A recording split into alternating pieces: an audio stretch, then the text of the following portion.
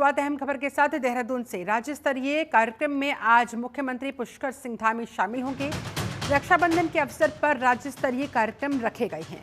बता दें आपको, मुख्यमंत्री सशक्त बहना उत्सव योजना के तहत ये कार्यक्रम अलग अलग जिलों में रखे गए हैं, जहां पर शिरकत करते नजर आएंगे मुख्यमंत्री पुष्कर सिंह धामी। मुख्यमंत्री महिला स्वयं सहायता समूह सशक्तिकरण योजना, जिसे धरातल पर उतारा जा रहा है, जिस योजना के बारे में महिलाओं को, बहन बेटियों को जागरूक किया जा रहा है। देहरादून के मुख्य सेवक सदन में इस पूरे कार्यक्रम का आयोजन फिलहाल आज किया जाना है। ये बड़ी खबर, बड़ी जानकारी। राज्य स्तरीय कार्यक्रम जिसमें शामिल होने के लिए पहुंचेंगे, सेवक सदन में ही ये कार्यक्रम रखा गया है, जहां पर मुख्यमंत्री पुष्कर सिंह धामी मौजूद रहेंगे। मुख्यमंत्री सशक्त बहना उत्सव योजना के तहत ये कार्यक्रम, जिसका आज आयोजन होना है, सेवक सदन में इस कार्यक्रम का आयोजन रखा गया है। मुख्यमंत्री महिला सहायता समूहों को सशक्त बनाने की दिशा में, महिलाओं को और मजबूत बनाने की दिशा में ये योजना लाई गई है। और इस योजना को जन जन तक पहुंचाने के लिए, तमाम महिलाओं तक पहुंचाने के लिए, इस योजना का लाभ लाभार्थियों तक पहुंचाने के लिए, जिनके लिए योजना बनाई गई है उन तक पहुंचाने के लिए ये राज्य स्तरीय आज कार्यक्रम का आयोजन होने वाला है।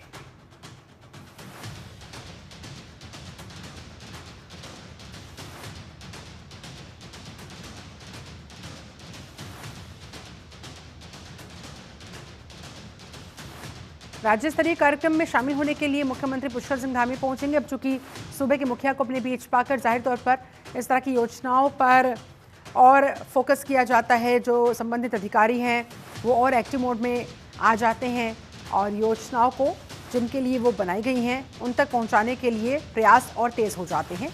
इसी कड़ी में देहरादून के मुख्य सेवक सदन में आज ये कार्यक्रम रखा गया है, राज्य स्तरीय कार्यक्रम रखा गया, जिसमें खुद सीएम की मौजूदगी रहने वाली है। मुख्यमंत्री पुष्कर सिंह धामी मौजूद रहेंगे। महिलाओं को सशक्त बनाने की दिशा में, महिला स्वयं सहायता समूहों को और मजबूत बनाने की दिशा में किस तरह से मुख्यमंत्री सशक्त बहना उत्सव योजना को धरातल पर उतारा जाए, हर एक महिला तक इस योजना को पहुंचाया जाए, इसके लाभ को पहुंचाया जाए, इस मकसद के साथ आज ये कार्यक्रम रखा गया है। राज्य स्तरीय ये कार्यक्रम जिसमें सीएम धामी की मौजूदगी रहने वाली है। रक्षाबंधन के अवसर पर रक्षा जाहिर तौर पर करने का ये वचन जो सूबे की मुखिया की तरफ से दिया गया है, जिस समय उन्होंने पदभार संभाला था, सूबे की मुखिया की कुर्सी संभाली थी, और अब अलग अलग तरह की योजनाएं लाते हुए महिलाओं को सशक्त करने की दिशा में उनके प्रयास लगातार जारी है। और इसी कड़ी में ये एक और योजना, और इस योजना के तहत ये राज्य स्तरीय कार्यक्रम।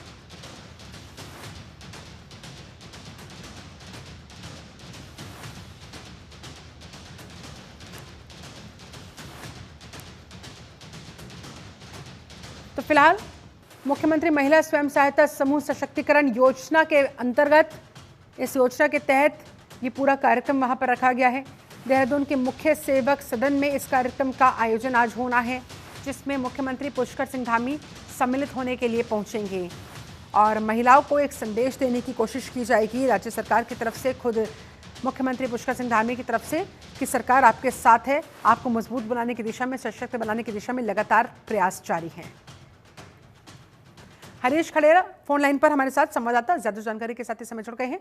हरीश, कितने बजे कार्यक्रम होना है, क्या है इस कार्यक्रम की रूपरेखा, कितनी महिलाएं, बहन बेटियां इस कार्यक्रम में सम्मिलित होने के लिए, इस योजना के अंतर्गत ये जो राज्य स्तरीय कार्यक्रम होने वाला है, इसमें सम्मिलित होने के लिए पहुंचेंगी?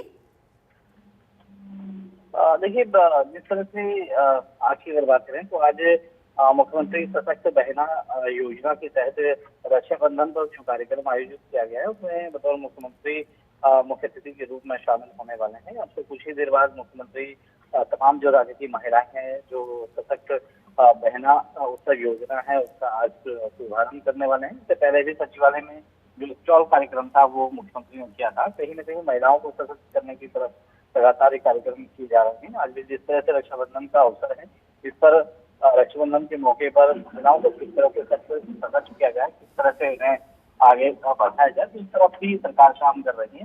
तो आज की अगर बात करें तो आज मुख्यमंत्री जो मुख्यमंत्री सशक्त बहना उत्सव योजना के तहत एक कार्यक्रम आहूत किया गया है।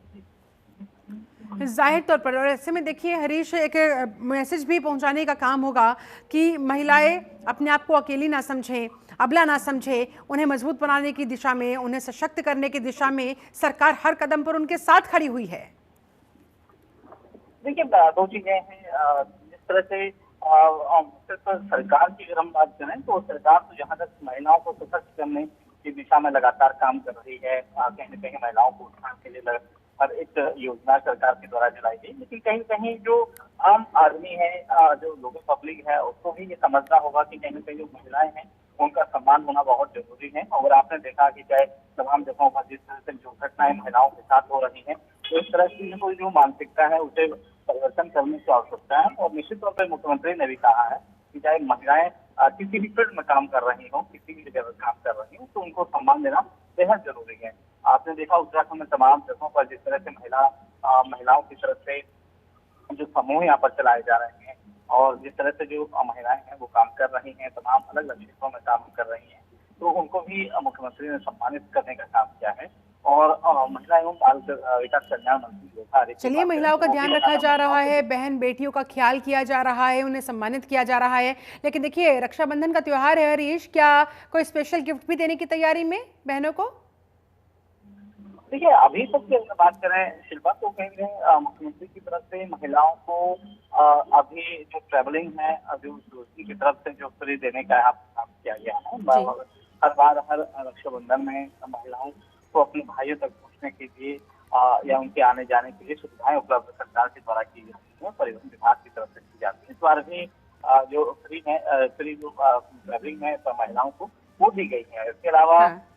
और भी जो चकचकी है महिलाओं की वो मुख्यमंत्री की तरफ से है, क्योंकि जिस तरह से तमाम ऐसे पद हैं जो विभागों में खाली है, कहीं न कहीं महिलाएं ये सोचती हैं कि आने वाले समय में सरकार उन पदों को भरे ताकि उन महिलाओं को, उन बहनों को रोजगार मिल सके। तो ये उन्हें कहीं न कहीं रक्षाबंधन का बहुत बड़ा तोहफा होगा अगर सरकार इस दिशा में काम करती है। तो यही उम्मीदों के साथ महिलाएं अभी आज मुख्यमंत्री के स्वागत के लिए खड़ी हैं। और ऐसे में तमाम सशक्त बहना जो मुख्यमंत्री बहना योजना है उसकी तरफ अगर बात करें तो सरकार ये चाहती है कि चाहे वो कोई भी बहन हो, उसका हाथ खाली न हो, उसके पास काम हो और वो कामकाजी महिला हो, अपने आप में निर्भर हो, आत्मनिर्भर हो सके। तो इस पर अपनी लगातार सरकार काम कर रही है। शुक्रिया आपका हरीश खरेड़ा, इस पूरी बातचीत के लिए, जानकारी के लिए धन्यवाद आपका। उधर उत्तराखंड में भारी बारिश का अलर्ट जारी किया गया है। कई जिले ऐसे जहां पर भारी बारिश का अलर्ट जारी हुआ। देहरादून, टिहरी, बागेश्वर में भारी बारिश के आसार जताए गए हैं। मौसम विभाग ने लोगों से सावधानी बरतने की अपील की है, लोगों से एहतियात बरतने को कहा है। अति आवश्यक ना हो तो अपने घरों से बाहर ना निकले, कोशिश करें कि घरों में ही रहे ताकि उनकी जान को किसी तरह का कोई खतरा उत्पन्न ना हो, क्योंकि भारी बारिश के आसार आज जताए गए हैं कुछ ज़िलों में। देहरादून, टिहरी, बागेश्वर, ये कुछ ऐसे ज़िले जहां पर आज भी ज़बरदस्त बारिश, झमाझम बारिश होने की बात कही गई है। ये पूर्वानुमान मौसम विभाग की तरफ से जो जारी किया गया है और इसी के मद्देनज़र लोगों से अलर्ट रहने के लिए कहा गया है। जाहिर तौर पर जब अलर्ट जारी किया जाता है किसी ज़िले में तो संबंधित प्रशासनिक अधिकारी भी तुरंत अलर्ट मोड पर आ जाते हैं, तुरंत किसी भी परिस्थिति से निपटने के लिए तैयारियों को पुख्ता करने में लग जाते हैं। और इसी कड़ी में ये कुछ ऐसे ज़िले जहां पर लगातार मौसम जो है वो ख़राब बना हुआ है, झमाझम बारिश, भारी बारिश के आसार लगातार मौसम विभाग की तरफ से चेतावनी जारी की जा रही है, इस तरह के आसार जताए जा रहे हैं। संजय पुंडीर हमारे साथ फोन लाइन पर संवाददाता ज्यादा जानकारी के साथ जुड़ गए हैं। संजय, आज मौसम कितना खराब रहने वाला है, क्या अपील की गई है लोगों से मौसम विभाग की तरफ से? देखिए, उत्तराखंड में लगातार ही हल्की और मध्यम बारिश का दौर जारी है। ऐसे में मौसम विभाग के द्वारा लगातार कहा जा रहा है कि 18 तारीख तक राज्य में यही हालात रहने वाले हैं, जिसको लेकर लोगों को संभलने की जरूरत है। लोगों को संभलने की जरूरत है, क्योंकि हम लगातार देख रहे हैं कि पहाड़ी जिलों का असर मैदानी जिलों में भी देखने को मिल रहा है। यानी कह सकते हैं कि मैदानी जिलों में जो गंगा नदी है वो पूरी तरह उफान पर है, जिसको देखते हुए सिंचाई विभाग भी समय समय पर वहां निरीक्षण कर रहा है, वहां नजरें बनाए हुए हैं। इसके साथ ही जो बाढ़ चौकियां हैं वहां पर भी जो हमारे आपदा मित्र हैं वो कहीं ना कहीं क्षेत्र का निरीक्षण कर रहे हैं, क्योंकि बीते वर्ष बाढ़ के कारण कई जो किसान हैं उनकी फसलें बर्बाद हो गई थी, उनके घरों में में पानी भर गया था, उन्हीं सब से निपटने के लिए हरिद्वार प्रशासन भी पूरी तरह यहाँ तैयार दिखाई दे रहा है। जिला अधिकारी ने सभी अधिकारियों को दिशा निर्देश दिए हैं कि अपने अपने क्षेत्र में नजर बनाए रखें, क्योंकि हम लगातार देखते हैं कि जब पहाड़ों में बारिश होती है तो उसके बाद जनपदीय जो क्षेत्र होते हैं, जो जिले होते हैं, वहां पर सूचना पहुंच जाती है, जिसके चलते प्रशासनिक अमला पूरी तरह अलर्ट हो जाता है। यानी कह सकते हैं कि आपदा से निपटने के लिए हरिद्वार प्रशासन पूरी तरह यहाँ पर तैयार दिखाई दे रहा है। जी, लेकिन बारिशनुमा इस आफत से कब राहत मिलेगी, ये भी लोगों के जहन में संजय इस समय सवाल आ रहा है। बहुत दिन हो चुके हैं, मौसम लगातार खराब बना हुआ है, कहीं भारी बारिश, कहीं बाढ़, कहीं भूस्खलन। आखिर राहत कब मिलने वाली है, कब उम्मीद जताई जा रही है? मौसम विभाग के वैज्ञानिकों का क्या कहना है? देखिए, लगातार अगर उत्तराखंड की बात की जाए तो हम बीते दिनों से देख रहे हैं कि हल्की ही बारिश में पहाड़ों में भूस्खलन जैसे हालात हो जाते हैं, जिससे लोगों को काफी परेशानी का सामना करना पड़ता है। ऐसे में जो पहाड़ी क्षेत्र होते हैं, वहां के जो रास्ते हैं वो भी पूरी तरह बंद हो जाते हैं। हालांकि समय समय पर जो वहां का प्रशासनिक अमला है, जिला अधिकारी है, वो रास्ता खोलने का काम करते हैं। लेकिन मौसम विभाग की माने तो अभी आने वाले कुछ दिन यही हालात रह सकते हैं। लोगों को सतर्क रहने की जरूरत है, क्योंकि चारधाम यात्रा भी है। तो ऐसे में देश के कोने कोने से जो पर्यटक होते हैं वो उत्तराखंड का रुख करते हैं और यहीं पर घूमते हैं। तो ऐसे में उन्हें सावधान बरतने की जरूरत है। हम अपने दर्शकों को भी यही कहेंगे कि अगर आप उत्तराखंड आने का प्लान कर रहे हैं तो आप अवॉइड करें, क्योंकि आपकी लापरवाही कहीं ना कहीं आपकी जान पर बन सकती है।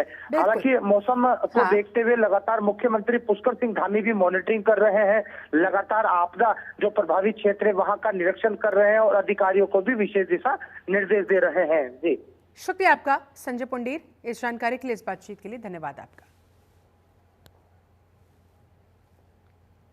वहीं केदारनाथ मार्ग पर लिंचोली में मलबे में दबे 3 शव बरामद किए गए हैं। एसडीआरएफ की टीम ने इन शवों को रेस्क्यू किया।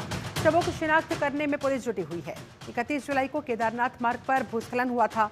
केदारनाथ पैदल मार्ग पर 31 जुलाई की रात को आपदा आई थी, जिसके बाद से लगातार सर्च अभियान वहां पर जारी है। इसके साथ ही पैदल मार्ग को दुरुस्त करने का काम किया जा रहा है। वहीं केदारनाथ मार्ग के लिंचोली में मलबे में दबे 3 शव मिले हैं। मलबा हटाते समय मजदूरों को कुछ शव दिखाई दिए, जिसके बाद इसकी सूचना एसडीआरएफ को दी गई। सूचना पाकर मौके पर पहुंची एसडीआरएफ की टीम ने शव को बाहर निकाला, पुलिस के सुपुर्द किया, पुलिस के हवाले किया। उन शवों की अब शिनाख्त उसके बाद प्रक्रिया शुरू की गई। बता दें आपको, बीते 31 जुलाई की रात को केदारनाथ पैदल मार्ग पर हुई त्रासदी के बाद जहां 15,000 के करीब तीर्थयात्रियों और स्थानीय लोगों का रेस्क्यू किया गया, तो वहीं अभी भी कई लोगों के शव यात्रा मार्ग पर मिल रहे हैं, बरामद हो रही हैं। जैसे जैसे रेस्क्यू आगे बढ़ रहा है वैसे वैसे उनके शव बरामद किए जा रहे हैं। इसके साथ ही पैदल मार्ग को दुरुस्त करने को लेकर 260 से ज्यादा मजदूर वहां पर जुटे हुए हैं। पुष्कर सिंह नेगी संवाददाता ज्यादा जानकारी के साथ फोन लाइन पर जुड़ गए हैं। पुष्कर, और कितने शवों के दबे होने की आशंका?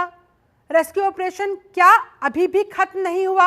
लगातार शव मिलते जा रहे हैं और जो शव मिले हैं वो कहां के बताए गए हैं? क्या उनकी शिनाख्त हो गई है? परिजनों को सूचित कर दिया गया है? बिल्कुल, देखिए शिल्पा, आपने सही कहा कि रेस्क्यू अभियान अभी भी जारी है, क्योंकि जब 31 जुलाई को जब केदार घाटी में जो आपदा आई थी, बादल फटे, तो हजारों की संख्या में लोगों का रेस्क्यू भी किया गया। 15,000 से ऊपर यहाँ पर लोगों का रेस्क्यू किया गया। उसके बाद से तमाम सारे, चाहे वायुसेना के हेलीकॉप्टर हो, चाहे MI-17 हो, तमाम सारे लोगों को जो रेस्क्यू कर दिया गया। उसके बाद भी जो है उत्तराखंड सरकार ने और स्थानीय जो प्रशासन है उनको जो सख्त निर्देश दिए थे कि आप जो है रेस्क्यू अभियान में देरी न करें, और रेस्क्यू लगातार चल रहा है। अभी भी जो है एसडीआरएफ और एनडीआरएफ की टीमें जो है केदार घाटी में मौजूद है और रेस्क्यू कर रही, क्योंकि ये बहुत बड़ा इलाका यहाँ पे जो है क्षतिग्रस्त हो गया था शिल्पा, और उसको लेकर जो है लगातार जो है एसडीआरएफ की टीमें जो है यहाँ पे सर्च अभियान चल रही है और रेस्क्यू अभी भी चल रहा है। और हालांकि जिस तरह से कल का जो मामला है, यहाँ पे जो है 3 शव जो है बरामद कर दिए गए हैं, क्योंकि लगातार मलबा ऊपर से गिरा था। मलबा गिरने के साथ साथ जब ये 3 बॉडियां यहाँ पे मिली तो ये शंका पड़ जाती है कि कुछ लोग और हो सकते हैं। इसको लेकर भी रेस्क्यू लगातार जारी है, लोगों के शवों को बाहर निकाला जा रहा है। ऐसे में मौसम के बारे में बताइए जरा, मौसम किस तरह का वहां पर बना हुआ है? क्या खराब मौसम की वजह से अड़चनें रेस्क्यू ऑपरेशन के दरमियान आ रही हैं क्या? आपने कहा कि केदार घाटी का मौसम जो है पल पल बदलता है शिल्पा। इस समय अगर मैं उत्तराखंड के पूरे इलाके की या पूरे 13 के 13 डिस्ट्रिक्टों की बात करूं तो आज तो जो है चटक धूप खिली हुई है, लेकिन रेस्क्यू जो है लगातार जो है केदारनाथ में चल रहा है। हालांकि 2 बजे के बाद जो है केदारनाथ का जो इलाका है यहाँ पे जो बारिश और आपका जो है कोहरा लग जाता है तो दिक्कत तो होती है। लेकिन आज का जो मौसम है वो चटक धूप खिली हुई है और रेस्क्यू अभियान अभी भी जारी है। जिस तरह से आपने पूछा कि इन लोगों का जो जानकारी अभी नहीं जुटा पाई, कि इनका शिलान्यास अभी नहीं कर पाई पुलिस, लेकिन छानबीन अभी भी करी कि कहाँ के ये लोग हैं, कहाँ से ये लोग आए थे और कितने ये लोग हैं। तो अभी भी जो है पुलिस जो है इनकी छानबीन करी। और मौसम की जिस तरह से आपने बात करी शिल्पा, मौसम विभाग ने जरूर जो है 5 दिन का अलर्ट जरूर किया है, चाहे वो चमोली हो, चाहे रुद्रप्रयाग हो, चाहे देहरादून हो, येलो अलर्ट जरूर जारी किया है। लेकिन आज अभी जो है मौसम जो है साफ है। ठीक है, नजर बनाए रखिएगा पुष्कर। फिलहाल धन्यवाद आपका इस बातचीत के लिए, जानकारी के लिए।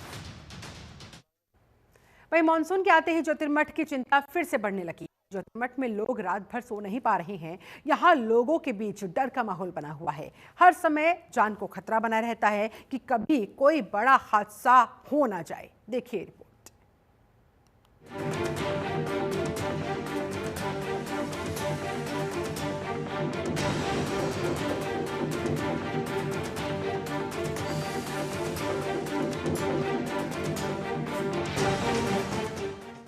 दिन में खौफ, रात में नींद गायब। ज्योतिर्मठ के 800 से ज्यादा घरों में दरारें। रातों को सो नहीं पा रहे लोग। हर समय रहता है डर का माहौल। उत्तराखंड के पहाड़ों में लगातार बारिश हो रही है। बारिश की वजह से जनजीवन अस्त व्यस्त है, तो वहीं ग्रामीण इलाकों में भी लोग परेशान हैं। खासकर ज्योतिर्मठ विकासखंड यानी जोशीमठ पर फिर खतरा मंडराने लगा है। यहाँ के 2 गांवों में कई मकान खतरे की जद में आ चुके हैं। यहाँ लगातार भूस्खलन हो रहा है, जिससे मकानों में दरारें आ रही हैं। ग्रामीण रात भर सो नहीं पाते। यहाँ बहुत ज्यादा डर का माहौल है। यहाँ पंगनौ गांव में लगभग 50 से ज्यादा घर भूस्खलन की जद में हैं।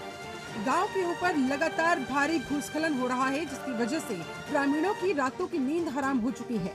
तो वहीं गुलाबकोटी में बरसाती नाला गांव की तरफ बढ़ रहा है और तेजी के साथ गांव में कटाव कर रहा है, जिससे गांव के 14 परिवार खतरे की जद में हैं।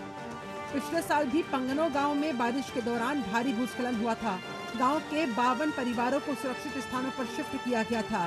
पंगनौ में एक बार फिर खतरा बरकरार है, लेकिन गांव को अभी भी विस्थापित नहीं किया गया। पूरे चमोली जनपद में 70 से अधिक ऐसे गांव जो भूस्खलन की जद में हैं और यहाँ कभी भी बड़ा हादसा हो सकता है, लेकिन स्पष्ट विस्थापन नीति न होने की वजह से इन गांव का आज तक विस्थापन नहीं किया जा सका। ज्योतिर्मठ विकासखंड के कई ऐसे गांव हैं जो आज भी खतरे में हैं। न ही इन गांव में सुरक्षात्मक कार्य हुए, न ही गांव को विस्थापित किया गया। गांव ही नहीं बल्कि अब शहर भी भूस्खलन की जद में है। ज्योतिर्मठ नगर क्षेत्र में भू धसाव हो रहा है। 800 से ज्यादा मकानों में दरार पड़ चुकी है। 217 मकान खतरे की जद में है। हर समय खतरा बना रहता है कि कभी कोई बड़ा हादसा न हो जाए। ऐसे में इन घरों में रहना खतरनाक है। प्रभावितों का कहना है मकान के पैसे का तो सरकार ने भुगतान कर दिया, लेकिन जमीन का पैसा अभी तक नहीं मिला। कुछ महीनों तक किराए के मकान पर रह रहे थे, अब किराए के पैसे भी खत्म हो रहे हैं। ऐसे में अपने उन्हीं घरों में लोग वापस लौटकर आ गए हैं। पिछले साल की उन तस्वीरों को शायद ही कोई भूला होगा, जब ज्योतिर्मठ दरक रहा था, पहाड़ टूट रहे थे, लोग बेबस थे और प्रशासन कोशिश कर रहा था कि सब कुछ संभल जाए।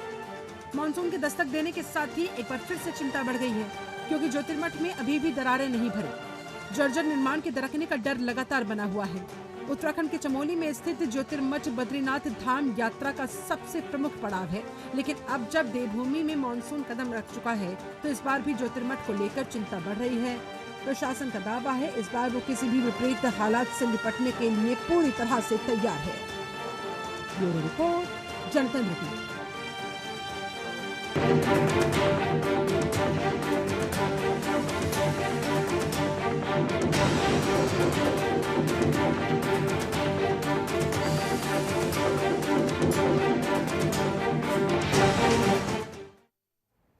उत्तराखंड में लगातार हो रही बारिश से मैदानी जिलों में बाढ़ का खतरा गहराता जा रहा है। हरिद्वार जिले में स्थिति गंभीर होती हुई नजर आ रही है, जिससे कांग्रेस विधायक अनुपमा रावत ने चिंता व्यक्त की है। उन्होंने कहा कि बाढ़ से बीते वर्ष भी हरिद्वार जनपद में किसानों की फसलें बुरी तरह से बर्बाद हो गई थी। कई घर ऐसे थे जहां पर पानी घुस गया था, जिसकी वजह से लोगों की जान आफत में आ गई थी।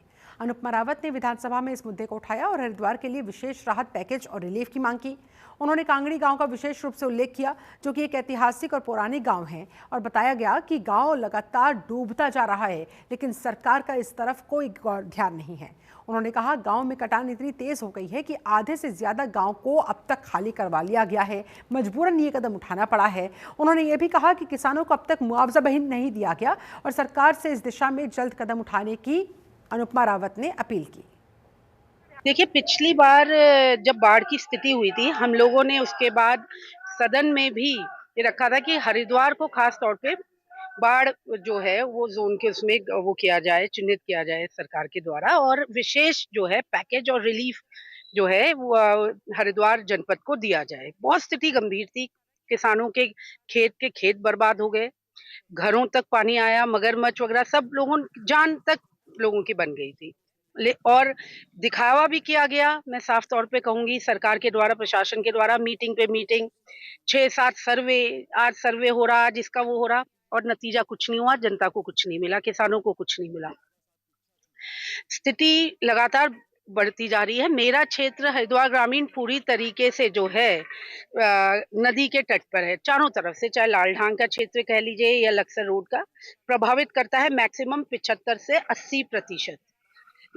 तटबंध बनाए नहीं जा रहे। कांगड़ी जो कि एक बहुत ही ऐतिहासिक गांव है, पौराणिक गांव है, वो लगातार जो है डूबता चला जा रहा है। इतना कटान हो रहा है कि आधा लगभग जो कांगड़ी गांव है वो खाली करा दिया गया है नदी के।